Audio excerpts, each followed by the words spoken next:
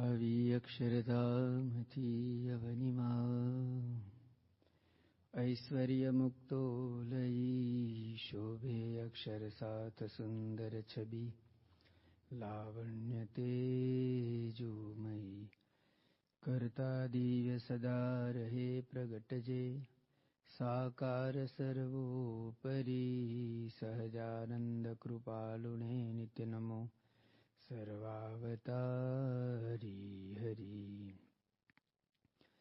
મંગલ મૂર્તિ મહાપ્રભુ શ્રી સહજાનંદ સુખરૂપ ભક્તિ ધર્મ સુત શ્રી હરિ સમરુ સદાય અનુપ કૃપા કરો મુજ ઉપરે સુખ નિધિ સહજાનંદ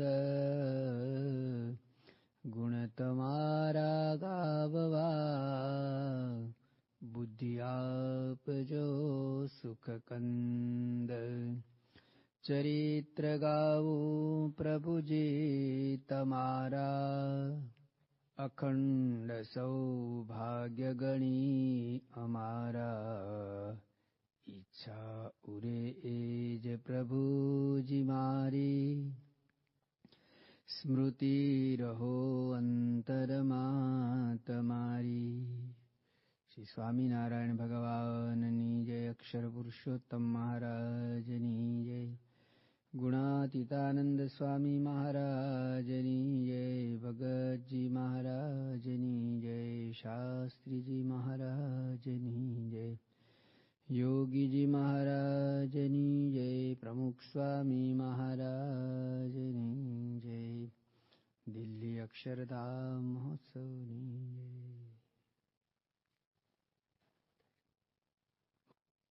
મુક્તાનંદ સ્વામીને મહારાજની પ્રાપ્તિ થઈ છે, એની પ્રતીતિ થઈ. અને પ્રતીતિ થઈ એટલા માટે એમણે ભગવાનની આરતી ઉતારી.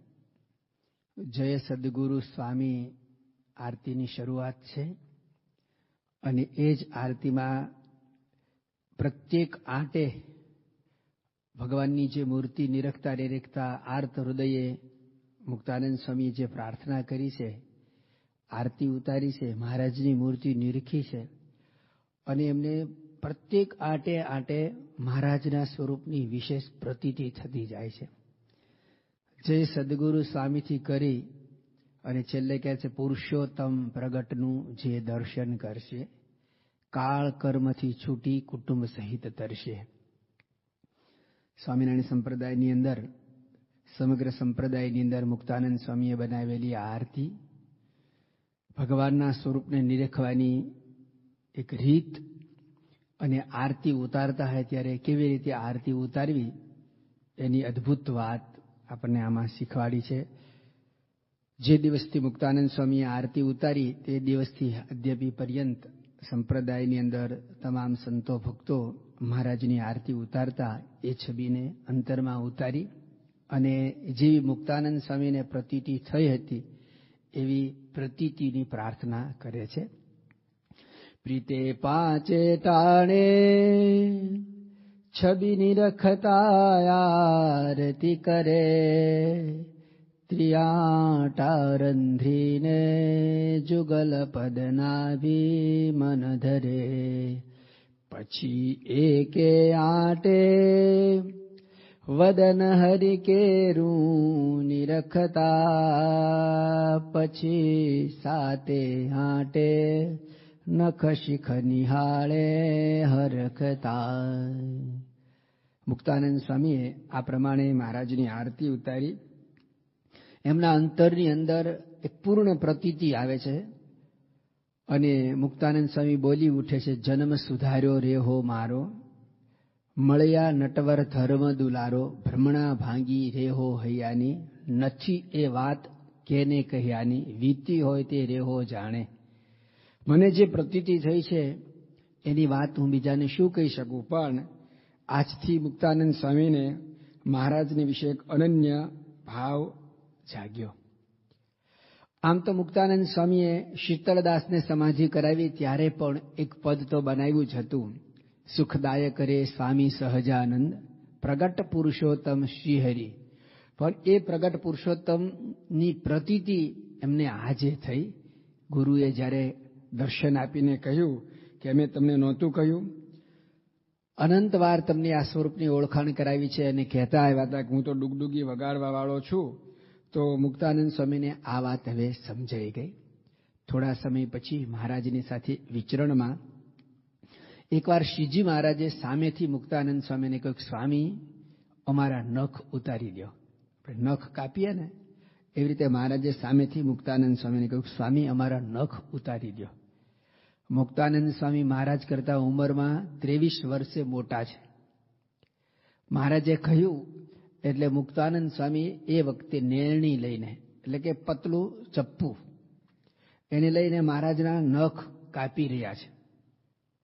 અને રામાનંદ સ્વામીના કેટલાક શિષ્યો, એટલે કે અત્યારે મહારાજના જે શિષ્યો પર્વતભાઈ, ગોરધનભાઈ, મયારામ ભટ્ટ, આલસી ખાંચી, ચૈતન્યાનંદ, પરમ ચૈતન્યાનંદ સ્વામી, આ બધા પણ ત્યાં બેઠેલા છે. મુક્તાનંદ સ્વામી જે રીતે મહારાજના નખ ભાવથી ઉતારી રહ્યા છે અને આ બધા એના દર્શન કરી રહ્યા છે. નખ ઉતારવાના, કાપવાના બંધ થયા અને પર્વતભાઈ સહિત ખુદ મુક્તાનંદ સ્વામીને જય સ્વામિનારાયણ કહી અને ઊભા થયા. જય સ્વામિનારાયણ તો અત્યાર સુધીમાં ઘણી વાર કહ્યા છે, પણ આજે જે જય સ્વામિનારાયણ કહ્યા ને એનો ભાવ જુદો હતો. આ જય સ્વામિનારાયણ છેલ્લા જય સ્વામિનારાયણ છે. કારણ કે બધાએ સાથે મળીને એવું નક્કી કરેલું છે કે રામાનંદ સ્વામી સિવાય બીજા કોઈને ભગવાન ન માનવા. અને મુક્તાનંદ સ્વામીને તો મહારાજ પ્રત્યે ભગવાનપણાનો, પૂર્ણ પુરુષોત્તમપણાનો ભાવ થયો. અને જે રીતે નખ કાપ્યા ને એવું લાગ્યું કે એમના હવે મુક્તાનંદ સ્વામી શિષ્ય બની ગયા છે. એટલે બધાએ જય સ્વામિનારાયણ કહ્યા. મુક્તાનંદ સ્વામી પામી જાય છે, બધાને બોલાવે છે, ઊભા રાખે છે, અને મહારાજની એમને જે પ્રતીતિ થઈ છે ને એની જબરજસ્ત વાત કરે છે. અને એ સૌને પણ મુક્તાનંદ સ્વામીના વચને મહારાજની નિષ્ઠા થાય છે. મહારાજ આ પ્રસંગથી મુક્તાનંદ સ્વામી ઉપર ખૂબ રાજી થાય છે. આટલું બન્યા પછી પણ એક દિવસ વહેલી સવારે સ્વામિનારાયણ સંપ્રદાયની રીત પ્રમાણે મુક્તાનંદ સ્વામી વહેલી સવારે પૂજા કરી રહ્યા છે, અને પરમ ચૈતન્યાનંદ સ્વામીની પૂજા પૂરી થઈ ગઈ છે. પરમ ચૈતન્યાનંદ સ્વામી મુક્તાનંદ સ્વામીને જય સ્વામિનારાયણ કહેવા માટે, પગે લાગવા માટે આવ્યા. એ જ સમયે મુક્તાનંદ સ્વામી પૂજા સમેટી રહ્યા છે, અને પૂજાની અંદર પ્રસાદીના જે વસ્ત્ર હોય એને પગે લાગી આમ પ્રણામ કરી રહ્યા છે. પૂજાની અંદર એક પ્રસાદીનું વસ્ત્ર હતું, કૌપિનનો આડબંધ. કૌપિન બાંધે એની જે દોરી હોય ને એ આડબંધ એટલે દોરી. એનો એક આટલો નાનો ટુકડો મુક્તાનંદ સ્વામીએ રામાનંદ સ્વામીની પ્રસાદીનો આ કૌપિનનો આડબંધ ટુકડો પૂજામાં રાખેલો. કંઈક એવી સ્મૃતિ હશે, રામાનંદ સ્વામી આપ્યો હશે, અથવા તો ગુરુનો મહિમા જાણી અને ગુરુની હંમેશા સ્મૃતિ થાય. ગુરુના શ્રી અંગે ચડેલું આ વસ્ત્ર કહેવાય, એટલે સાક્ષાત ગુરુનો સ્પર્શ થઈ રહ્યો છે એવી ભાવનાથી મુક્તાનંદ સ્વામી આવી રીતે પગે લાગ્યા. જય સદગુરુ સ્વામી આરતી ઉતારી છે, જન્મ સુધાર્યો કીર્તન બનાવ્યું છે, અને હમણે જ નખ ઉતાર્યા એ થોડા સમય પહેલા જ પ્રસંગથી બધાને આવી પ્રતીતિ કરાવી છે. છતાં એ મુક્તાનંદ સ્વામીના પૂજામાં હજી રામાનંદ સ્વામીની પૂજાનો આડબંધ જોઈ અને પરમ ચૈતન્યાનંદ સ્વામીએ કટાક્ષની અંદર વાત કહી. અને એ વાત કહી, શિયાળાનો સમય હશે, બાજુમાં સગડી પડી હતી. મુક્તાનંદ સ્વામીએ કોપિનનો આડબંધ લઈ અને આ પ્રમાણે સગડીની અંદર પધરાવી દીધો. કોઈને આપી દીધો, નાખી દીધો, ફેંકી ન દેતા એને બાળી દેશે. અને બાળી દેશે એટલું જ નહીં, બાહ્ય રીતે તો આપણે જોયું કે ભાઈ કૌપિનનો જે આડબંધ હતો ને એ બાળી દેવો. બાહ્ય રીતે ત્યાગ કરવો ને એ સરળ છે, પણ અંતરથી વૈરાગ્ય ઉત્પન્ન કરવો ને એ બહુ અઘરો છે. આપણે ઘણી વાર એવા નિયમ લેતા હોઈએ છીએ કે ભાઈ મિષ્ટાન ન ખાવું. મિષ્ટાન ન ખાવું એવો નિયમ લેવો ને સારી વાત છે, ત્યાગ છે મિષ્ટાનનો. પણ અંતરમાંથી મિષ્ટાનની ઉલટી થઈ જવી ને એ વૈરાગ્ય છે. ત્યાગ ન ટકે રે વૈરાગ્ય વિના. ગમે તેવો ત્યાગ કર્યો હોય પણ અંતરથી જો વૈરાગ્ય ન થયો હોય તો એ ટકે નહીં. બાહ્ય રીતે આડબંધ માનો કે નાખી દીધો, પણ અંતરમાંથી એની ઉલટી ન થઈ હોય તો એ ત્યાગ સાચો નથી. મુક્તાનંદ સ્વામીએ બાહ્ય રીતે તો આડબંધનો ત્યાગ કર્યો, પણ અંતરમાંથી જબરજસ્ત એક એમને વલોપાત થાય છે, અને એ વલોપાતના એમને 6 પદો બનાવ્યા. છાંડી કે શ્રી કૃષ્ણ દેવ और की जो करूं सेव काटी डारो कर मेरो तीखी तलवार से छांडी के श्री कृष्ण देव और की जो करूं सेव त्यागी के रसिक कान और कुंजो धरूं ध्यान चीर डारो छाती मेरी कठिन कुठार से कृष्ण बिरान जेहि इष्ट जानी नमूं तेहि फोर डारो शीर मेरो मुसल प्रहार से छांडी के श्री घनश्याम और को जो जपू नाम करले कटारी मेरी जीवा काटी डारियो लोकन की लाज करूं डरूं जो न भक्ति चित्त धरो पाव के मध्य मेरे तन को प्रजारियो. આવી અદ્ભુત વાત મુક્તાનંદ સ્વામી પોતાના અંતરમાંથી નીકળે છે અને સૌને પ્રતીતિ થાય છે કે મુક્તાનંદ સ્વામીને મહારાજ સિવાય હવે બીજા કોઈનો ભાર રહ્યો નથી. પૂર્ણ પ્રતીતિ એમને આવી ગઈ છે. શ્રીજી મહારાજ ગઢડામાં વિરાજમાન છે, ઘણા વર્ષો વીતી ગયેલા છે. અને એક વાર મુક્તાનંદ સ્વામીને એક બેન હતા, એમનું નામ ધનબાઈ. ધનબાઈને વળી શું સૂજ્યું તે ગઢડા આવીને મહારાજને વિનંતી કરે છે કે મહારાજ, મારે તો એકનો એક જ ભાઈ છે અને તમે સાધુ બનાવી દીધો છે અને તમારી પાસે તો ઘણા બધા સાધુઓ છે, તો મારી આપને ખાસ વિનંતી છે કે મારા ભાઈ જે સાધુ છે મુક્તાનંદ સ્વામી, એને આપ આજ્ઞા કરો તો એ પાછા ઘરે પધારે. મહારાજને પણ મુક્તાનંદ સ્વામીની સાધુતા કેવી છે, મુક્તાનંદ સ્વામીનો વૈરાગ્ય કેવો છે, એના સૌને દર્શન કરાવવા હશે. એટલે ધનબાઈની આ વાત મહારાજે કાન ધરી અને મહારાજે કહ્યું કે તમે જો તમારા ભાઈને સમજાવી શકો તો અમે આજ્ઞા આપીએ અને ભલે ઘરે આવે. ધનબાઈએ કહ્યું પણ મહારાજ, સાધુ સંતો તો અમારી સાથે બોલે નહીં, અમારી સામે જોતા નથી, તો હું વાત કેવી રીતે કરું?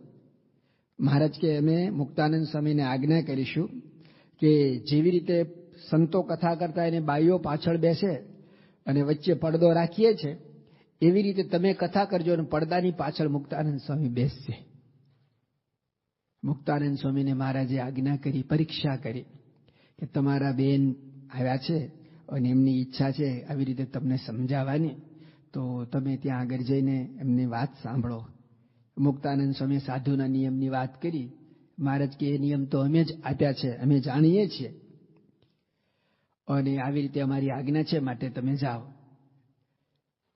ઘણીવાર જો ભગવાનનું ભગવાનપણું ન સમજાયું હોય ને તો આવા પ્રસંગે ઘણી મુશ્કેલી થાય, કારણ કે મહારાજે જ નિયમ આપ્યા છે પણ એ જ મહારાજ તોડાવે.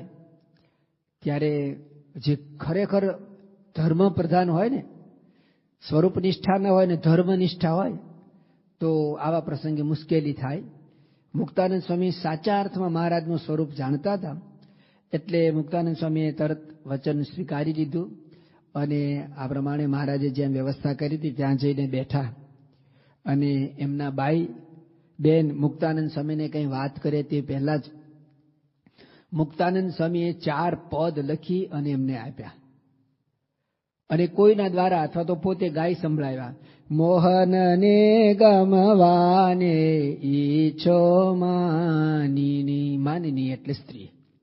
હે મોહનને ગમવાને ઈચ્છો માનિની ત્યાગો સર્વે જૂઠી મનની ટેકજો પતિવ્રતાનો ધર્મ અચળ કરી પાળજો હરિચરણે રહેજો અબળા થઈ છે કજો. વળી એક વાત કહું છું અધિક વિવેકની, સાંભળ બેની તારા સુખને કાજ. આવી રીતે અદ્ભુત વાત કરે છે. એક પદ, બીજું પદ, ત્રીજું પદ, 4 પદ સાંભળી ધનબાઈના અંતરમાંથી જગત અને જગત સંબંધી જે ભાવ, ભાઈપણાનો જે મમત્વ ભાવ હતો એ બધો જ નીકળી ગયો. એમને પણ મહારાજનું સ્વરૂપ સમજાયું અને ધનબાઈએ મહારાજની પાસે જઈને કહ્યું કે મહારાજ, હવે મારે ઘરે નથી જવું. મહારાજ કે કેમ ઘરે નથી જવું, તો અમારે શું કરવાનું અહીંયા? તો કે હું પણ ત્યાગી થઈ અને આજીવન અહીંયા આગળ જ તમારી સેવામાં રહીશ. એમનો સાચો વૈરાગ, ભક્તિભાવ જોઈ અને મહારાજ પછી એમને સાંખ્યોગી બાઈ તરીકે આજીવન ત્યાં આગળ રાખે છે. આવી મુક્તાનંદ સ્વામીની સાધુતા હતી. મુક્તાનંદ સ્વામીની વાણીનો આવો પ્રભાવ હતો કે જે કોઈ એમને પાછા લેવા આવ્યા હોય એમને પણ તેઓ આ રીતે સંસારમાંથી ઉલટી કરાવી શકતા હતા. મુક્તાનંદ સ્વામીની વાણી, ગુણાતીતાનંદ સ્વામી કહ્યું કે ગંગાના પ્રવાહ જેવી છે. એકવાર એવું બને છે કે અહીંયા ભાદરાની બાજુમાં જે ભેંસ જાળ છે ત્યાંના મોતી ત્રવાડી એક બ્રાહ્મણ હતા અને રામાનંદ સ્વામીના અનન્ય શિષ્ય. રામાનંદ સ્વામીના સ્વરૂપને એને પ્રતીતિ હતી અને તેઓ પણ એવું માનતા હતા કે રામાનંદ સ્વામી સિવાય ભગવાનનું સ્વરૂપ તો કોઈને મનાય નહીં. સહજાનંદ સ્વામી મોટા છે પણ રામાનંદ સ્વામી જેવા તો નહીં જ, આવું મોતી ત્રવાડીના મનમાં દ્રઢ હતું. મુક્તાનંદ સ્વામી ગઢપુરની અંદર, મહારાજ ગઢપુરની અંદર વિરાજમાન છે અને મોતી ત્રવાડી મહારાજના દર્શન કરવા માટે ગઢડા આવે છે. મહારાજ ગંગાજળીય કુવે સ્નાન કરી રહ્યા છે અને મુક્તાનંદ સ્વામી ત્યાં પ્રદક્ષિણા પરિક્રમા કરતા હતા અને અક્ષર ઓરડીની બાજુમાં જે ગંગાજળીય કૂવો છે ત્યાં મહારાજ સ્નાન કરતા હતા અને સ્નાન કરતા મહારાજનું જે પ્રસાદી જળ આમ ખાળમાં વહેતું હોય ને તો મુક્તાનંદ સ્વામી ત્યાંથી આમ અંજલિ ભરી અને અંજલિ ભરીને પોતાના માથા ઉપર ચડાવ્યું અને મોં મસ્તક આંખ ઉપર એવી રીતે એટલા ભાવથી અડાડ્યું. મોતી ત્રવાડિયા જોઈ જ રહ્યા અને એને થયું કે મુક્તાનંદ સ્વામી જેવા મહાસમર્થ સંત, જેને તો ગોષ્ઠીમાં આપણને આ વાત કરી હતી, એમને જ ભગવાનપણાની આવી પ્રતીતિ છે અને મુક્તાનંદ સ્વામીની આવી ક્રિયા જોઈ અને મોતી ત્રવાડીના અંતરની અંદર મહારાજ પ્રત્યે હજી જે પૂર્ણ ભાવ નહોતો થયો ને એ ભાવ થયો. હરિલીલામૃતની અંદર એક બહુ સરસ વાત લખી છે કે સાધુ અને હરિભક્તોનું વર્તન કેવું હોવું જોઈએ. કુસંગી દેખી સત્સંગી થાય. આપણી ક્રિયા એવી હોય પણ એ ક્રિયા કેવળ ક્રિયા જ, બાહ્ય ક્રિયા જ કામ નથી આવતી, પણ એવું ખરેખર વાણીને વર્તન પણ હોય તો કુસંગી પણ સત્સંગી થાય. મુક્તાનંદ સ્વામી એવા ભક્તિભાવથી મહારાજનું ચરણામૃત માથે ચડાવ્યું અને મોતી ત્રવાડીની નિષ્ઠા થઈ. ખાવું પીવું બેસવું સૂવું જોવું, ચાલ્યા જવું કેવળ નાવું ધોવું, ભક્તોની એવી સઘળી ક્રિયા, કુસંગી દેખી સતસંગી થાય. કુસંગી જોઈને જ સત્સંગી થઈ જાય, વાત કરવાની જરૂર નહીં. આ રીતે મુક્તાનંદ સિંહે મોતી ત્રવાડીને નિષ્ઠા કરાવી. એવો જ એક પ્રસંગ બને છે. બગડના જસા ખાચર હતા, એ પણ રામાનંદ સ્વામીના શિષ્ય અને એમને કોઈ રીતે નિષ્ઠા થાય નહીં, કારણ કે એ શરૂઆતમાં માર્ગી પંથના હતા અને રામાનંદી હતા.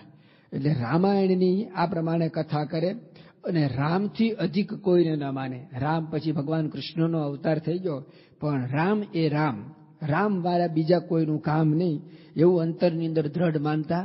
અને રામાનંદ સ્વામીને વિશે નિષ્ઠા હતી એનું કારણ કે એમાં રામ નામ આવતું હતું, એટલા માટે રામાનંદ સ્વામીને માનતા હતા. અને રામાનંદ સ્વામીની સાધુતા સારી હતી, પણ રામાનંદ સ્વામીને વિશે જે ભાવ હતો એનું કારણ કે એમાં રામ નામ આવે છે. રામ સિવાય મારું માથું ક્યાંય નમે નહીં. જેમ તુલસીદાસને રામ મિલન, રામ ભગવાનને વિશે જેવી નિષ્ઠા દ્રઢતા હતી ને એવી આ જસા ખાચરને છે. મુક્તાનંદ સ્વામીને મહારાજે આજ્ઞા કરી કે તમે બગડ જાઓ અને જસા ખાચરને નિષ્ઠાની વાત કરો. મુક્તાનંદ સ્વામી મર્મજ્ઞ હતા. એમણે જાણ્યું કે જો હું સ્વામિનારાયણ ભગવાનની વાત કરીશ તો આમને બેસશે નહીં. એમણે પણ બગડની અંદર જઈને રામાયણની પારાયણ શરૂ કરી અને મુક્તાનંદ સ્વામીનો કંઠ અદ્ભુત, કથાની શૈલી સારી અને રામાયણની ચોપાઈઓ એવી સુંદર રીતે રજૂ કરે અને ધીરે ધીરે એની સાથે સાથે સ્વામિનારાયણ ભગવાનનું કાર્ય કહેવા લાગ્યા. એ રામાયણની કથા પૂરી થઈ તે દરમિયાનમાં જસા ખાચરને પણ મહારાજની વિશે અનન્ય નિષ્ઠા થઈ ગઈ. મહારાજ મુક્તાનંદ સ્વામી પ્રત્યે વધારે રાજી થયા. મુક્તાનંદ સ્વામીનું આવું વાણી વર્તન જોઈ અને સત્સંગ પ્રચારાર્થે દરેક શહેર ગામડાઓમાંથી મુક્તાનંદ સ્વામીના મંડળની માગ આવવા લાગી. અને મહારાજે રઘુનાથદાસની ઉપાધિ સમાવવા માટે અને શ્રીપુર અમદાવાદના ભક્તોને વધારે સત્સંગનું સુખ આવે એના માટે મહારાજે મુક્તાનંદ સ્વામીને આજ્ઞા કરી કે સ્વામી તમે અમદાવાદ જઈ અને ત્યાં આગળ સત્સંગ કરાવો. અમદાવાદની અંદર એ વખતે તો કોઈ સ્થાન નહીં. રઘુનાથદાસ અને બીજા 2-3 રામાનંદ સ્વામીના જે શિષ્યો ત્યાં આગળ રહેતા હતા અને મહારાજના વિરોધની બધી વાતો ત્યાં આગળ તો કરતા હતા. પરંતુ મુક્તાનંદ સ્વામીનું મંડળ ત્યાં આગળ ગયું અને દરિયાખાંડના ઘુમ્મટ આગળ જે જંગલી વિસ્તાર હતો, ઝાડ વગેરે, ત્યાં આગળ જઈ અને સંતોનું મંડળ ઉતર્યું. 2 પ્રસંગ આપણે એના જાણીએ છીએ કે એકવાર કોઈ શ્રાવક મૃત્યુ પામે છે, વણિક, અને ત્યાં બધા સંતો ધ્યાન કરતા હતા. એ સમયને વિશે આ શ્રાવક વણિકોને મનમાં થયું કે આ બધા બાવાઓ ખોટા આંખ બંધ કરીને બેઠા છે અને એ બધાને પ્રતીતિ આવે કે આ ખોટા નહીં, આ તો સાચા છે. અને એ સમયે 2-3 સર્પ ત્યાંથી નીકળે છે અને સંતો ધ્યાન કરતા હતા તો કોઈના સાથળ ઉપર થઈને કોઈના શરીર ઉપર થઈ અને સાપ ચાલ્યા જાય છે, છતાં સંતો ધ્યાનમાંથી ચલિત થતા નથી. આ લોકોને ખૂબ પ્રતીતિ આવે છે અને પ્રતીતિ આવ્યા પછી એવું બને છે કે સંતોને પોતાને ત્યાં વોરવા માટે એટલે કે ભિક્ષા લેવા માટે આમંત્રણ આપે છે. અને જેના ઘરે સંતો ભિક્ષા માગવા માટે જાય એ વખતે તો મહારાજની આજ્ઞા જ કે 5 ઘરે ભિક્ષા માગવા માટે જવું. માધુકરી એટલે ભિક્ષા. 5 ઘરે ભિક્ષા માગવા માટે જવું અને 5 ઘરેથી જે મળે એ જ ખાવું. 5 ઘરની અંદર કોક વાર મળે, કોક વાર ન મળે તો હરી ઈચ્છાએ હરે ફરે કરે કૃષ્ણ ભજન, ભગવાનનું ભજન એ જ ભોજન. આવી રીતે સંતો દિન નિર્ગમતા હતા. શ્રાવિકોની આવી રીતે સંતો પ્રત્યે ભાવ થયો અને સંતો ભિક્ષા માગવા માટે જતા હતા. એક શ્રાવકના મનની અંદર કોણ જાણે કેમ કંઈક એવો ઈર્ષ્યાના ભાવ રહી ગયેલા તો સંતોને આમંત્રણ આપે છે કે મારે ત્યાં ભિક્ષા માગવા માટે આવજો. અને એનો ખૂબ ભાવ જોઈ અને સંતો એના ઘરે જાય છે, પરંતુ એને ભાવ નહોતો પણ અતિ અભાવ હતો. એને સંતો પોતાને આંગણે આવ્યા એટલે કહ્યું હું ભિક્ષા આપું એ પહેલા મારે તમારું પૂજન કરવું છે. એટલે એણે ચંદન ઘસીને તૈયાર કરેલું, પણ એ ચંદનના વાટકાની અંદર કાતિલ ઝેર ભેળવેલું અને મુક્તાનંદ સ્વામીના કપાળે ચંદનની અર્ચા કરી. અને જેવી ચંદનની અર્ચા કરીને તો બધી ચામડી ઉખડી ગઈ, ખોળ નીકળી ગઈ. એવું કાતિલ ઝેર હતું. સ્વામી તો આ પ્રમાણે એનું માન સન્માન સ્વીકારી અને કોઈ પણ પ્રકારનું કહ્યા વગર ત્યાંથી નીકળી ગયા. જેવા તેઓ પાછા દરિયાખાંડના ઘુમ્મટ આગળ જ્યાં એમનો ઉતારો હતો ત્યાં આગળ આવ્યા, પણ શરીરે અસહ્ય બળતરા થવા લાગી. મહારાજનું સ્મરણ કર્યું, મહારાજે રક્ષા કરી. બીજું કશું તો થયું નહીં, પણ જે જગ્યાએ ચંદન ચરિતું હતું ને એ બધી જગ્યાએ ચામડી ઉખરી ગઈ. અને એવું કહેવાય છે કે મુક્તાનંદ સ્વામી જીવ્યા ત્યાં સુધી ઉનાળાના તાપમાં આ અર્ચા પછી એમને અસહ્ય પીડા થતી હતી. હવે હમણાં તો થોડા સમય પહેલા જ આવું થયેલું છે. અને એકવાર મુક્તાનંદ સ્વામી આ પ્રમાણે વરતાલ જઈ રહ્યા છે. ગઢડા હતા, ગઢડાથી વરતાલ જવાનું છે. મહારાજ પોતે પણ ગઢડાથી વરતાલ જતા ત્યારે 2 રૂટ પસંદ કરતા હતા. એક ગઢડાથી નીકળી અને સારંગપુર આવે, સારંગપુરથી બરવાળા, આટલો રસ્તો કોમન. બરવાળા આવ્યા પછી એક આ પ્રમાણે બોરું કચ્છનું ભાલનો રસ્તો પસંદ થાય અને બીજો ધોળકા ધંધુકા થઈ અમદાવાદ થઈ અને વરતાલ જવાનું હોય. આ વખતે અહીંયા આગળ મુક્તાનંદ સ્વામીનું મંડળ આ પ્રમાણે સાધુ બધા સંતો સાથે છે અને વરતાલ જઈ રહ્યા છે. તો બરવાળાથી આગળ નીકળી અને સુંદરિયાણા ગયા. સુંદરિયાણા આગળ ગયા તો ત્યાંના હિમરાજ શેઠ વગેરે પૂંજો શાહ અને વનો શાહ બંને જે મહારાજના ભક્તો હતા અને સુંદરિયાણાના જે ડોસા ખાચર એ પણ મહારાજના અનન્ય ભક્ત હતા. એટલે બધાએ સંતોનું સ્વાગત કર્યું. અને પછી ગામ લોકો પણ આવી રીતે પહેલાના સમયમાં એવું હતું કે પગપાળા કોઈ સંઘ નીકળે ને તો એના દર્શન કરવા માટે એને પાણી પાવાની પરબો ખોલતા હતા. તો ગામ લોકો પણ દર્શન કરવા માટે આવ્યા હતા. અને 500 પરમહંસો એક પછી એક હાથમાં માળા લઈ સ્વામિનારાયણનું ભજન કરતા કરતા ત્યાંથી યાત્રા પ્રવાસ આગળ ચાલી રહ્યો છે. મુક્તાનંદ સ્વામીને જ્યારથી ચંદનની અર્ચા કરી ત્યારથી શરીરે ખૂબ બળતરા થતી હોવાથી મહારાજે એમને આજ્ઞા કરી કે તમારે કાન ટોપી પહેરવી. સંતો જે પાઘમાં ટોપી પહેરે છે ને એ ટોપી અંદર નાખેલી હોય છે, પણ એ ટોપી આવી રીતે જો આમ રાખે ને તો એટલા કાન ઢકાય, એટલે અહીંયા થોડોક છાંયો ઠંડક રહે. મહારાજની આજ્ઞા હતી. મુક્તાનંદ સ્વામી આવી રીતે ટોપી પહેરતા હતા. આજે સુંદરિયાણાના પાદર જ્યારે નીકળ્યા ત્યારે ગામના બેજા જે કુસંગી એટલે કે ગુણભાવી લોકો છે એ બધા દર્શન કરતા હતા ને, એમાં 2-5 જણા એવું બોલ્યા કે આ બધા સ્વામિનારાયણના સાધુ છે, સ્વામિનારાયણના મુંડિયા છે, પણ આ એક બાવો કોક બીજો અંદર આવી ગયો છે. કારણ કે મુક્તાનંદ સ્વામીનો એક માથા ઉપરની ટોપી બીજા કરતા અલગ પડતી હતી. મુક્તાનંદ સ્વામીએ આ શબ્દ સાંભળ્યા, એમને દુઃખ તો થયું, પણ આગળ ગયા અને ત્યાંથી આગળ ગયા અને એક બીજા ગામ આવ્યો તો ત્યાં પણ લોકોએ કહ્યું કે બીજા બધા સ્વામિનારાયણના સાધુ છે, આ એક બાવો છે, આ સ્વામિનારાયણનો નથી. એટલે મુક્તાનંદ સ્વામી માથા ઉપર જે ટોપી પહેરી હતી ને એ ઉતારી દીધી અને પછી વરતાલ સુધી ટોપી પહેર્યા વગર ગયા. ઉનાળાનો તાપ, અસહ્ય ગરમીને કારણે વરતાલ પહોંચ્યા તે દરમિયાનમાં મુક્તાનંદ સ્વામીને શરીરે ખૂબ તાવ આવી ગયો. મુક્તાનંદ સ્વામીની સેવામાં જે નાના સંત હતા એમણે મહારાજને વિનંતીના સ્વરમાં કહ્યું કે મહારાજ, મુક્તાનંદ સ્વામીને આપે આજ્ઞા કરી છે છતાં ટોપી પહેરતા નથી અને ટોપી ન પહેરી એને કારણે આ શરીરની અંદર બળતરા ઉપડી છે અને તાવ આવ્યો છે, માટે આપ ફરીથી એમને આજ્ઞા કરો. મુક્તાનંદ સ્વામીને મહારાજ બોલાવે છે અને પૂછે છે, સ્વામી તમે કેમ ટોપી પહેરતા નથી? ત્યારે મુક્તાનંદ સ્વામી મહારાજને કહે છે કે મહારાજ, જે ટોપી પહેરવાથી અમે તમારા કહેવાતા હોય અને મારા શરીરને સુવિધા મળતી હોય તો એવી ટોપી મારે પહેરવી નથી. મારે તો એવી ટોપી પહેરવી છે કે જેથી અમે તમારા કહેવાઈએ. પછી જે રસ્તામાં પ્રસંગ બન્યો હતો એ બધો પ્રસંગ કહેવરાયો, કઈ સંભળાયો. મહારાજ મુક્તાનંદ સ્વામી ટેક અથવા તો મહારાજના કહેવા માટેની એમની જે લગન છે એ જાણી મહારાજ બહુ રાજી થયા. મુક્તાનંદ સ્વામીને મહારાજ ભેટે છે અને પછી આશીર્વાદ આપે છે, સ્વામી હવે તમે ટોપી પહેરશો ને તો પણ લોકો એવું કહે છે કે આ બીજા બધા બાવા છે અથવા તો સાધુ છે અને આ જે મંડળ છે ને મંડળના મુખ્ય સંત છે. તમારા માટેની એવી ઓળખાણ કે છે કે આ મુખ્ય સંત છે, આ બધાથી જુદા પડે છે. તો આવી રીતે મહારાજે આશીર્વાદ આપ્યા. એકવાર ગઢડાની અંદર મુક્તાનંદ સ્વામી વીણા વાદન કરી રહ્યા છે, ખેલાના કાંઠે બેઠેલા છે અને મહારાજના આ રીતે મૂર્તિના પદો ગાઈ રહ્યા છે. અને એ સમયે ત્યાં આગળ કેટલાક અસદગતિને પામેલા જે જીવો છે એ બધા જીવો જાગૃત થાય છે અને મુક્તાનંદ સ્વામીની સામે આવી અને ઊભા રહી જાય છે. મુક્તાનંદ સ્વામીએ જોયું કે આ બધા કોઈ અસદગતિને પામેલા જીવો છે અને સ્વામીએ જેવું ભજન પૂરું કર્યું અને બધાએ સ્વામીને પ્રાર્થના કરી કે સ્વામી અમારા સામે દ્રષ્ટિ કરો, કંઈક અંજલિ આપો તો અમારી સદગતિ થાય. મુક્તાનંદ સ્વામી મહારાજનું ધ્યાન ધરી અને એમને સ્વામિનારાયણ મંત્ર આપ્યો, એમના પર પાણીની અંજલિ છાંટી એને સદગતિ આપી.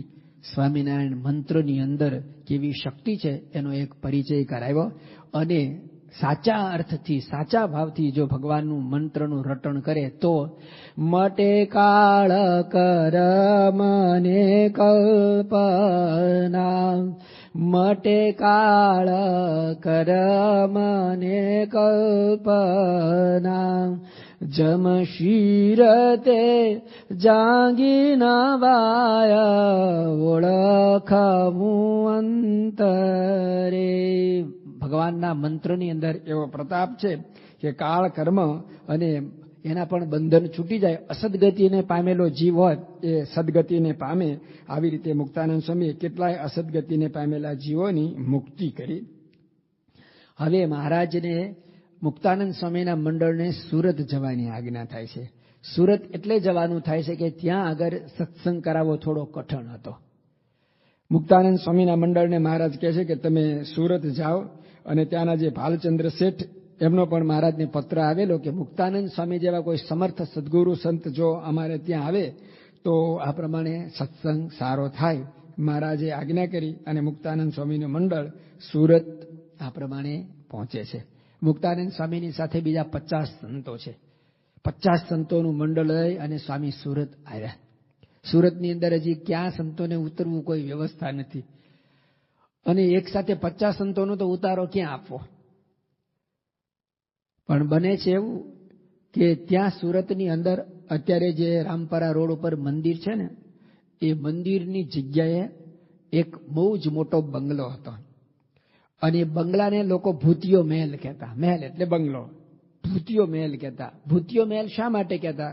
તો એવું કહેવાય છે કે સુરતના એક સુથારની જાન ઘોઘા બંદર તરફ જઈ રહી હતી અને વાણમાં બેસી અને આ બધા જે જતા હતા એમાં બને છે એવું કે દરિયામાં તોફાન આવ્યું અને હોડીની અંદર જે જાનના બધા પેસેન્જરો બેઠા એ હોડી આખી દરિયામાં ઊંધી પડી ગઈ. પરણવા માટે જતા હોય અને એ વિષય વાસનાવાળા જે જીવ એ બધા અસદગતિને પામે છે. એટલે એ જ બધા જીવો અહીંયા આગળ આ જ પોતાનો જે મહેલ હતો ને એની અંદર આવીને વસ્યા.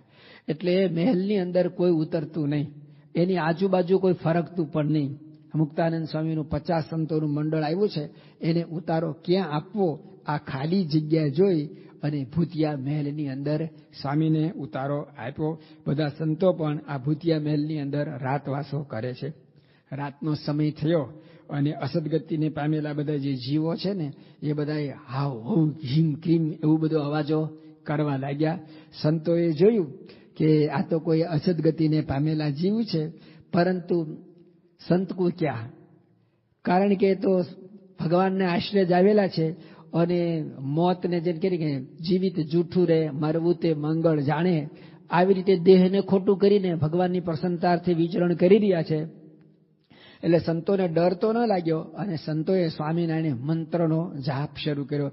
એ મંત્રથી ભૂત પિશાચ ભાગે, એ મંત્રથી તો સદબુદ્ધિ જાગે, એ મંત્ર જેના મુખથી જપાય તેના થકી તો જમનાસી જાય. આ પ્રમાણે સ્વામિનારાયણ મંત્રની ધૂન લલકારીને અને બધા જે જીવો હતા ને એ બધા જેટલા બારે નહોતા આવ્યા ને, સુસુપ્ત હતા ને એ પણ બધા બારે આવ્યા. અને મુક્તાનંદ સ્વામી બધાના પર પાણીની અંજલિ છાંટી અને કહ્યું જાઓ બદ્રિકાશ્રમની અંદર અને ત્યાં તપ કરી અને તમારી મુક્તિ થશે. તો આ રીતે ભૂતિયો વાસ જે હતો એમાંથી ભૂતો બધા નીકળી ગયા. હવે તો મહેલ ખાલી થયો. એ મહેલ તો કોઈની માલિકીનો હતો, હવે રહ્યો જ નહોતો, કારણ કે કોઈ ત્યાં જતું જ નહોતું. પછી એ સંતો માટે હંમેશ માટે ઉતારા માટે આ પ્રમાણે આપવામાં આવ્યો અને સંતોને પણ રહેવાનું એક સ્થાન થઈ ગયું. મુક્તાનંદ સ્વામીએ ત્યાંના અર્ધેશ્વર કોટવાલ, ભાલચંદ્ર શેઠ આ બધા નામાંકિત ભક્તોને ખૂબ સારો સત્સંગ કરાવ્યો. મહારાજની વિશે અનન્ય નિષ્ઠા કરાવી. મહારાજ મુક્તાનંદ સ્વામીના મંડળના વર્તનથી, મુક્તાનંદ સ્વામીની વાતોથી ત્યાં માહિતગાર થાય છે અને મહારાજ મુક્તાનંદ સ્વામી પર ખૂબ રાજી થાય છે. મુક્તાનંદ સ્વામીનું મંડળ જ્યાં જ્યાં જાય ત્યાં સમાસ કરે છે. એટલે બીજા હરિભક્તોને પણ ઈચ્છા થાય કે મુક્તાનંદ સ્વામી અમારે ત્યાં આવે તો સારું. આગળ જાણ્યું એ પ્રમાણે અમદાવાદની અંદર મુક્તાનંદ સ્વામીનું મંડળ ગયું અને ત્યાં પણ મોટા મોટા સદગ્રહસ્થોને સત્સંગ થયો. હવે મુક્તાનંદ સ્વામી અમદાવાદ અને મેમદાવાદ આ વિસ્તારની અંદર સત્સંગ કરાવી રહ્યા છે. અને અમદાવાદ અને મેમદાવાદની અંદર એક લોલંગર બાવો હતો, એ મહારાજની સામે પડેલો. કોણ જાણે કેમ મહારાજની સાથે એમને ખૂબ વેર દ્વેષ ભાવ હતો. અને આમે મહારાજે જ્યારે ભુજની અંદર જગજીવન રાવને પડકાર્યો ને, ત્યાંથી એક પત્ર લોલંગરને લખેલો કે અમે હવે મેમદાવાદ અમદાવાદ આવીએ છીએ અને આ પ્રમાણે અમે ડભાણની અંદર યજ્ઞ કરવાના છીએ અને એ યજ્ઞમાં આવવાનું તને પણ અમે આમંત્રણ આપીએ છીએ. બળતું હોય ને એમાં ઘી નાખે તો શું થાય? એટલે લોલંગરને તો આમ સમસમી રહ્યો નથી કે સ્વામિનારાયણ આવે ત્યારે વાત. અને સ્વામિનારાયણની આવવાની રાહ જોતો તો એમાં મહારાજે મુક્તાનંદ સ્વામીનું મંડળ મહેમદાવાદની અંદર મોકલ્યું. મહેમદાવાદની અંદર મુક્તાનંદ સ્વામી સત્સંગ કરાવી રહ્યા છે અને અમદાવાદ અને મહેમદાવાદ આ બંને વચ્ચે લોલંગર બાવાનો ખૂબ ત્રાસ છે. એની પાસે એવી નાગડા બાવાની જમાત હતી, ચારેય તરફ કાળો કેર વર્તાવતી હતી. પણ મહારાજે સંતોને એવી આજ્ઞા કરેલી કે આપણે તો ક્ષમા વીરસ્ય ભૂષણમ, આપણને કોઈ ગાળ દે, તાડન કરે, મારે, તિરસ્કાર કરે, ગમે તે કરે પણ આપણે સહન કરવું અને એનું સારું થાય એવું ચિંતન કરવું. એટલે મુક્તાનંદ સ્વામીને મંડળની અંદર જે સંતો હતા એ બધા લોલંગરની ઘણી બધી ઉપાધિ છે છતાં પણ આ રીતે સહન કરે છે અને કોઈને કશું કંઈ કહેતા નથી. મહારાજની આજ્ઞા છે, સંતો સત્સંગ કરાવવા માટે જાય છે, હરિભક્તોના ઘરે જાય છે, પણ લોલંગરના જે બાવાઓ છે જ્યાં જ્યાં જાય ને ત્યાં એમને ખૂબ ઉપાધિ કરતા હતા. મુક્તાનંદ સ્વામીના મંડળની અંદર ઘણા બધા સંતો હતા. એમાં એક કપિલેશ્વરાનંદ સ્વામી પણ હતા. અક્ષરાનંદ સ્વામી એમની વાતોમાં આ પ્રસંગ નોંધ્યો છે કે કપિલે એકવાર શ્રીજી મહારાજ ગઢડાની અંદર સંતોને કહે છે કે પહેલા શરૂઆતના વર્ષોમાં કેવું દુઃખ કષ્ટ પડતું એની કઈ સ્મૃતિ હોય તો કહો. અક્ષરાનંદ સ્વામી, અદ્ભુતાનંદ સ્વામીની વાતોમાં આ બધા પ્રસંગ આવે છે. અદ્ભુતાનંદ સ્વામી પોતાનો વરતાલનો દુષ્કાળવાળો પ્રસંગ કહે છે. અત્યારે એ પ્રસંગ હું ડિટેલમાં નથી કહેતો, પણ એ સમયે કપિલેશ્વરાનંદ સ્વામી પણ કહે છે કે મહારાજ અમને પણ એક પ્રસંગ યાદ છે. મહારાજ કે શું પ્રસંગ છે તમારો? તો કે અમદાવાદની અંદર લોલંગર બાવાની જ્યારે ઉપાધિ હતી ને, અને બાવાના પેલા લોલંગરના બાવાઓ અમને જ્યારે મારતા ને ત્યારે અમે છે ને અમે સમસમી રહેતા, અને અમને પણ એવી ઈચ્છા થતી કે આને કંઈક બતાવી દઈએ, પણ મુક્તાનંદ સ્વામી અમારી સામે મીઠી દ્રષ્ટિથી જોતા અને તમારી આજ્ઞાની યાદ અપાવતા ને એટલે અમે સમસમી રહેતા. એ સમયે કપિલેશ્વરાનંદ સ્વામી કહે છે કે મહારાજ આપની કૃપાથી મારી તાકાત કેવી છે. એમણે કહ્યું કે 40 મણ બાજરો ભરેલો કોઠી હોય તો એ કોઠીને હું આમ ફૂલની જેમ ફેરવી શકું. 40 મણ બાજરો ભરેલી કોઠી હોય તો એ કોઠીનું આમથી આમ મૂકી શકું, અને 5 મણનો લાડુ ખાઈ જાઉં એકલો. અને પછી કપિલેશ્વરાનંદ સ્વામી કહે છે કે મહારાજ હું હાથ આમ પોળા કરું, અને બાવાઓ જો આમ હાથ પોળા કર્યા ને જેટલા અંદર આવે ને આમ ભીસું ને તો 4 બાવાઓ એક સાથે શ્વાસ ન લઈ શકે. આવી મારી શક્તિ, અને અંતરમાં આમ એવું થાય કે હમણે કંઈક કરી નાખું. પણ મુક્તાનંદ સ્વામી અમને કે નહીં, મહારાજની આજ્ઞા નથી. તો આ બધું પણ અમે સહન કરેલું છે. તો આવા બાવાઓએ અમને ઉપાધિ કરેલી છે. એ બાવાઓ સાધુ સંતોને ખૂબ મારતા. મુક્તાનંદ સ્વામી મંડળના મુખ્ય સંત સાથેના સંતો જ્યારે આવા બાવાઓ આવે ને ત્યારે સ્વામીને રૂમમાં રાખી દે, એનું શું કહેવાય રક્ષણ કરે, ચારેય તરફ સંતો ગોઠવી જાય, પણ મુક્તાનંદ સ્વામીને માર ન પડે એની ખૂબ તકેદારી રાખતા હતા. પણ આ જે લોલંગરના જે બાવાઓ આવ્યા એ બધા બાવાઓએ એવી યુક્તિ પ્રયુક્તિ કરી અને મુક્તાનંદ સ્વામી એક ઘરની અંદર, એક કોઈ બ્રાહ્મણનું ઘર હતું ને ત્યાં સત્સંગ કરી રહ્યા, અને ત્યાં આગળ બાવાઓ પહોંચ્યા ને હવે તો કોઈ બીજો ઉપાય જ નહોતો, અને મુક્તાનંદ સ્વામીને બાવાઓએ માર માર્યો, ખૂબ માર માર્યો. આપણી ભાષામાં કહે ને તો ઢોરને માર મારે ને એવો મુક્તાનંદ સ્વામીને માર માર્યો. મુક્તાનંદ સ્વામીની આંખોમાંથી લોહી વહેવા લાગ્યું, શરીર આખું લોહી લોહાણ થઈ ગયું, અને શરીર ઉપર મારના છોડ આખા ઉઠી ગયા. અને આ વાતની જ્યારે મહારાજને ખબર પડી ત્યારે મહારાજની પણ પ્રકૃતિ ભંગ થઈ, અને બ્રહ્માનંદ સ્વામી પણ સાથે હતા. બ્રહ્માનંદ સ્વામીએ જ્યારે આ વાત જાણીને એટલે મહારાજને કહે છે કે મહારાજ તમે અત્યાર સુધી દયાની વાત કરી, ક્ષમાની વાત કરી, પરંતુ હવે હદ થઈ જાય છે. આ પ્રસંગનું બ્રહ્માનંદ સ્વામીએ મહારાજ માટે એક કીર્તન બનાવ્યું, અને બ્રહ્માનંદ સ્વામી મહારાજને કહે છે કે મહારાજ તમે ક્યાં સુધી હવે દયા રાખશો?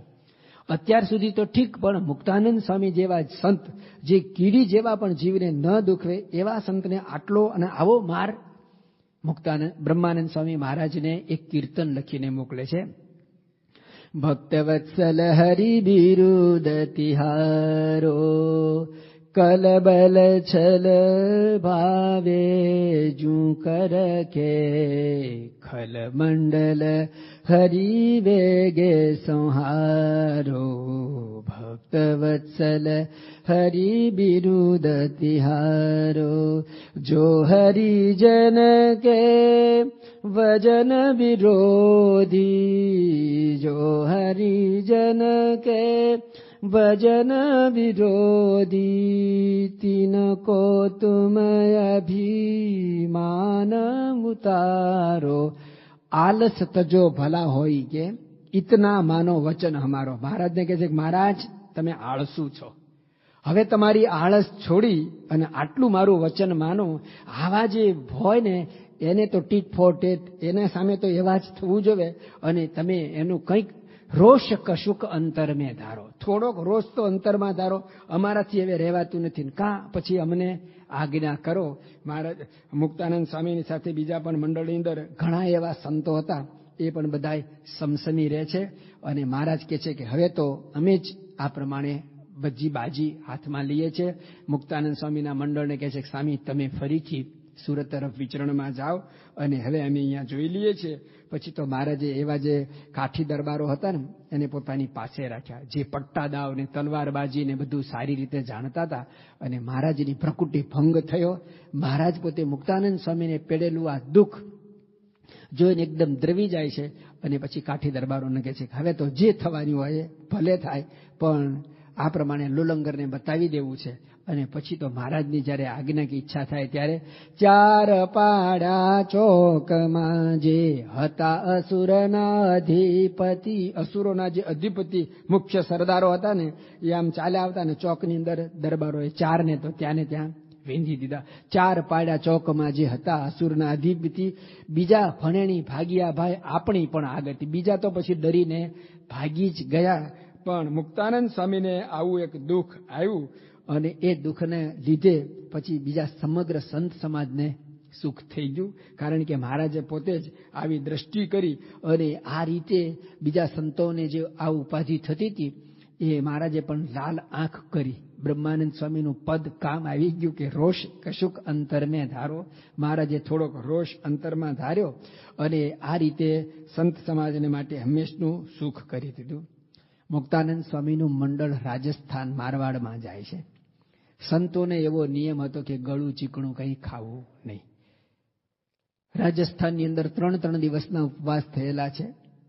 અને એક બ્રાહ્મણને ખબર પડી અને એમને સંતોને પોતાના ઘરે આ પ્રમાણે જમવા માટે બોલાવ્યા.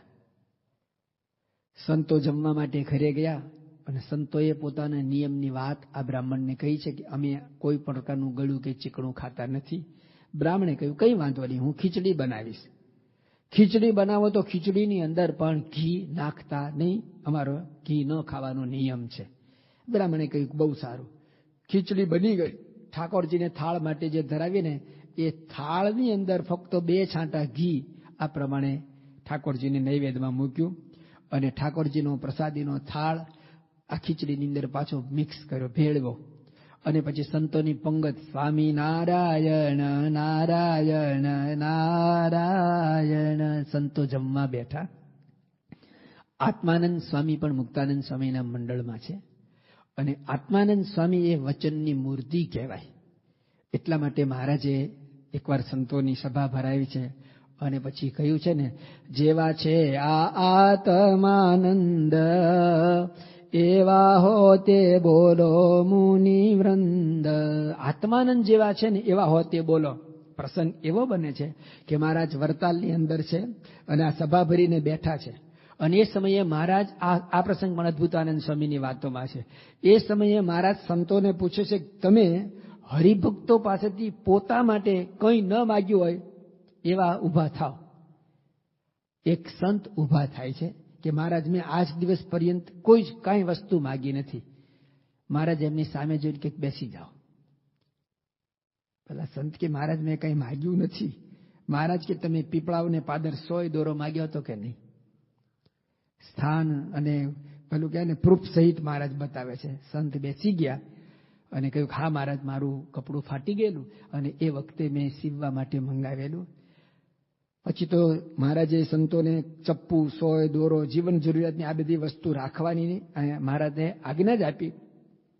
એ પ્રસંગ પછી મહારાજ સંતોને કહે છે કે જેવા હોત પછી સંત જેવા છે આત્માનંદ એવા હોતે બોલ. પછી આત્માનંદ સ્વામી ઊભા થાય છે અને કહે છે કે મહારાજ મેં કોઈ વસ્તુ માગી નથી. મહારાજ પ્રમાણ કરે છે અને પછી કહે છે જેવા છે આત્માનંદ એવા હોતે બોલો મુનિ વૃંદ. આ પ્રસંગ બની ગયા છે. એ આત્માનંદ સ્વામી વચનની મૂર્તિ મુક્તાનંદ સ્વામીના મંડળમાં છે. અને અહીં આગળ સંતો જ્યારે ખાવાની શરૂઆત કરી અને આત્માનંદ સ્વામીએ પણ એક કોળિયો મોઢામાં મૂક્યો અને એને ઘીની ગંધ આવી, સુગંધ આવી. અને મારવાડના સંત હોય, મારવાડી ભાષામાં બોલ્યા અનીડો ઘી ગંધ આવે છે. અનીડો એટલે સંતો ઘીની આમાં ગંધ આવે છે અને મહારાજની આજ્ઞા નથી માટે ઘી ખવાય નહીં. આ મોઢામાં આવેલો કોળિયો કોઈ જૂટવી લે ને એવી ખરેખર પરિસ્થિતિ થઈ. સંતો તો મુક્તાનંદ સ્વામીની સામે આમ એકદમ દીન વચને જોઈ રહ્યા. 3 દિવસના ઉપવાસ થયા. શું કરવું? મુક્તાનંદ સ્વામી સાચા અર્થમાં મહારાજના મર્મગ્ની સંત છે. મુક્તાનંદ કહે મર્મ ઘણો છે વાતમાં, મર્મગ્ની સંત છે. સંતોની આ પરિસ્થિતિ પામી અને મુક્તાનંદ સ્વામી કહે છે કે ખીચડીમાં ઘી નાખ્યું નથી, મહારાજને ધરાવેલો પ્રસાદીનો જે થાળ છે ને એમાં ઘી નાખેલું છે, માટે સંતો બધા જમી જાઓ અને આજ્ઞા લોપવાનું જે કંઈ દુઃખ થશે કે પ્રાયશ્ચિત હશે ને એ મહારાજની આજ્ઞાથી હું કરી લઈશ, પણ બધા જમી લો. સંતોને શ્વાસ નીચે બેઠો. હાશ. મુક્તાનંદ સ્વામી બહુ મધ્યમવર્તી માર્ગ અપનાવ્યો. સંતો બધા જમી લે છે અને જેવા મહારાજની પાસે ગઢડા સંતોનું મંડળ ભેગું થાય છે, મુક્તાનંદ સ્વામી સામેથી મહારાજને વાત કરે છે કે મહારાજ, આવી રીતે અમારાથી એક ભૂલ થઈ છે અને આવી રીતે પ્રસાદીનું ઘી અમારાથી ખવાયું છે, તો જે કંઈ એનું પ્રાયશ્ચિત હોય એ અમે કરીએ. ત્યારે મહારાજ કહે છે કે આત્માનંદ સ્વામી જે ટેક, એના કરતાં તમારી જે સત્સંગની લાજ છે ને એ ચડી જાય છે અને તમે સંતોને સાચવા એ બદલ અમે તમારા ઉપર વધારે રાજી છીએ. મહારાજ મુક્તાનંદ સ્વામીના આ પ્રસંગથી આ પ્રમાણે રાજી થાય છે. બીજો પ્રસંગ આપણે સૌ જાણીએ છીએ કે એકવાર નાના સંતો બપોરના 4 વાગ્યા પછીના સમયની અંદર આ પ્રમાણે કંઈક ભૂખ્યા થયા હશે અને ભૂખ્યા થયા તે ફરતા ફરતા કોઠારમાં ગયા.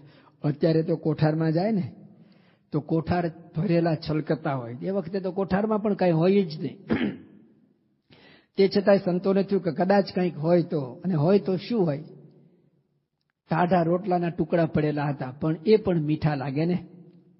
માણસ જ્યારે ખૂબ ભૂખ્યો થાય ને ત્યારે એ પણ એને મીઠું લાગે, મિષ્ટ ભોજન લાગે.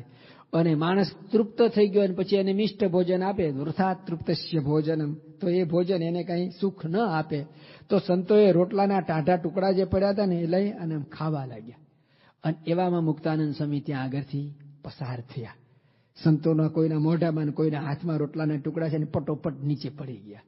મુક્તાનંદ સ્વામીની આવી સાધુતા હતી, એની સાથે એવો કડપ પણ હતો, એનું વર્તન પણ એવું હતું કે બીજા કોઈ વર્તનની બારે પગ ભરી શકે નહીં.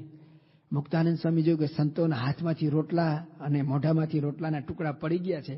પ્રસંગને પામી અને મુક્તાનંદ સ્વામીએ તરત જ કીધું કે અમને ભૂખ લાગી છે, કંઈક હોય તો લાવો ખાઈએ. સંતો રાજી થઈ ગયા અને કંઈક વાહ. મુક્તાનંદ સ્વામી આવી રીતે સંતોને સાચવી લેતા. સુરતની અંદર મુક્તાનંદ સ્વામીનું મંડળ હતું ને ત્યારે એક સાધુ એમની સાથે મંડળમાં ફરતા હતા અને સાધુને કંઈક વાસના ઉપડી, એને ઈચ્છા થઈ કે મારે ઘરે જતું રહેવું છે. મુક્તાનંદ સ્વામી એને સમજાવ્યા અને પછી કહ્યું કે હમણાં નહીં, અને આપણે સુરતથી જઈએ ને પછી જજો. મુક્તાનંદ સ્વામીએ હરિભક્તોને કહીને 70 દિવસની રસોઈ ગોઠવી દીધી અને પેલા સાધુને દરરોજ નવું આ તે જમાડે, વાત કરે. 70 દિવસ પછી સ્વામીએ પેલા સાધુને પૂછ્યું કે હવે તમારી શું ઈચ્છા છે? કે સ્વામી, મારા અંતરમાંથી જે વાસના હતી, મારા અંતરની અંદર જે વિકાર ને વિચાર હતા, આપે પ્રસાદી મને જમાડીને એ દિવસથી નાશ પામી ગઈ છે. આ પ્રસંગ મહારાજે જાણ્યો ત્યારે પણ મહારાજ ખૂબ રાજી થાય છે. હવે એકવાર એવું બને છે કે મહારાજ સંતોની સભાની અંદર બધાને પોતાની વિશેષતા પૂછે છે કે તમારી શું વિશેષતા છે, તમારી શું વિશેષતા છે? ત્યારે મુક્તાનંદ સ્વામી કહે છે કે મહારાજ, કોઈ માર કરતો આવતો હોય, ગમે તેવો ખીજાયેલો હોય ને, તો પણ આપની કૃપાથી મારી પાસે આવે ને તો એનો ક્રોધ ઓસરી જાય. અને ગઢડાની અંદર આવો પ્રસંગ બને છે કે નાગડા બાવાની જમાત આવે છે અને હાથમાં ચીપિયા ને ત્રિશૂળ ને ભાલા ને આ બધું લઈને કાલી રોટી ધોલી દાલ, કાલી રોટી ધોલી દાલ, આવું કરતા કરતા આશ્રમ દાદાના દરબારની અંદર પ્રવેશ કરે છે. મહારાજે જાણ્યું કે આમાં તો આ બધા ખૂબ વેગમાં આવી રહ્યા છે અને એમણે કહ્યું કે અમારા મંદિરના મુખ્ય મહંત આ છે, એમને તમે જઈને વાત કરો. મુક્તાનંદ સ્વામી પાસે આવ્યા એટલે મુક્તાનંદ સ્વામીએ તેનું સ્વાગત કર્યું અને કીધું, પધારો પધારો વૈકુંઠનાથના પાર્ષદો. સન્માન કોને નથી ગમતું? એવું કહે છે ને કે પ્રશંસા છે ને એ તો ખુશામત તો ખુદાને પણ પ્યારી. પ્રિય વાક્ય પ્રદાનીને સર્વે તુષ્યંતિ જંતવ. કોઈ પણ વ્યક્તિને મધુર વચને બોલાવે, પણ કુમાર સંભવની અંદર કે હિતમ મનોહારી વચમ સદુર્લભમ, સૌથી અઘરું આ જ છે કે કોઈને પ્રિય વાક્યથી સાચા અર્થમાં હૃદયથી સન્માનવું, માન આપવું ને એ અમાની માન દહ માન્ય. પોતાના અંતરમાં માન ન હોય ને એ જ બીજાને સન્માન આપી શકે છે, માન આપી શકે છે. મુક્તાનંદ સ્વામી સાચા અર્થમાં એવા સંત હતા. એટલે એને તો અંતરથી ગયું, પધારો પધારો વૈકુંઠનાથના પાર્ષદો. અને આ પાર્ષદો તો ફૂલીને ઢોલ જેવા થઈ ગયા. આપણે વૈકુંઠનાથના પાર્ષદો છીએ. જે આમ ત્રિશૂળને ભાલા ધમધમ કરતા આવતા હતા ને એ શાંત થઈ ગયા. અને પછી અમારે તો કાલી રોટીની ધોલી દાલ રસોઈ જોવે છે. મુક્તાનંદ સ્વામી કે એમાં શું, તમે જે માગો એ આપીશું. આટલું કહ્યું, એનો ક્રોધ શાંત થઈ ગયો. દાદાના દરબારની અંદર તો મહારાજની આજ્ઞાથી નિત્ય નવી રસોઈઓ અને આવું બધું થતું હતું. એ દિવસે કંઈ એવી જ રસોઈ હશે, એ બધાને જમાડે છે. પણ સ્વામી જે બોલેલા ને કે કોઈ માર કરતો આવતો હોય તો અમારા દર્શન કરે તો એને શાંતિ થઈ જાય, એવું મુક્તાનંદ સ્વામીનું પવિત્ર જીવન હતું. તો એમના જીવનની અંદરથી કેટલાક આવા જે વિશિષ્ટ ગુણો છે આપણે પણ અપનાવીએ. સ્વામીના જીવનની અંદર એવી સાધુતા હતી. એવો મહારાજે મધ્યના 27ના વચનામૃતની અંદર પૂછ્યું ને કે સ્વામી, અમારે તો 1 લાખ રૂપિયાનું નુકસાન થાય તો એ ક્રોધ ન આવે, અને તમારે ક્રોધ આવે એનું શું, તમારે ક્રોધ ન આવે એનું શું કારણ છે?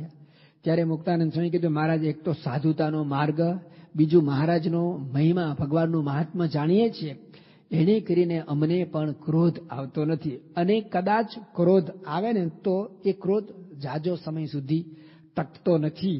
મોટા પુરુષના જીવનની અંદર, બાપાના જીવનની અંદર પણ આપણને આવું જોવા મળે છે કે સ્વામીશ્રીના જીવનની અંદર આજ ઉગ્રતાપણું કોકવાર આપણને દેખાય ને, પણ એ પોતા માટે નથી હોતું, પરંતુ એ છેલ્લાના 14ના વચનામૃતમાં લખ્યું, એવા જે મોટા સંત એને બાહ્ય દ્રષ્ટિએ વર્તવું ને એ તો અનંતને સુખજી અને જળભરત જેવા કરે. એટલે એમનામાં આવું હોતું નથી, પણ બાહ્ય રીતે એમને અપનાવવું પડે છે, સ્વીકારવું પડે છે. અને બાહ્ય રીતે વર્તે એટલે કે આપણે જે રીતે વર્તીએ છીએ એવું વર્તે ને, ત્યારે બીજાને ઘણો સમાસ થાય છે અને આવી ઊંચી સ્થિતિ પણ પ્રાપ્ત થાય છે. તો મુક્તાનંદ સ્વામીના જીવનના કેટલાક પ્રસંગો અત્યારે આપણે જોયા. બાકીના પ્રસંગો એમના જીવનના આવતીકાલે આપણે સાંભળીશું. શ્રી સ્વામિનારાયણ ભગવાનની જય. ગુણાતીતમ ગુરું પ્રાપ્ય બ્રહ્મરૂપમ નિજાત્મન વિભાવ્ય દાસ ભાવેન સ્વામિનારાયણં ભજે. શ્રીહરિં સાક્ષરં સર્વદેવેશ્વરં ભક્તિધર્માત્મજં દિવ્યરૂપં પરમ શાંતિદં મુક્તિદં કામદં કારણં શ્રી સ્વામિનારાયણં નીલકંઠં ભજે. સ્વામિનારાયણં નીલકંઠં ભજે. શ્રીહરિં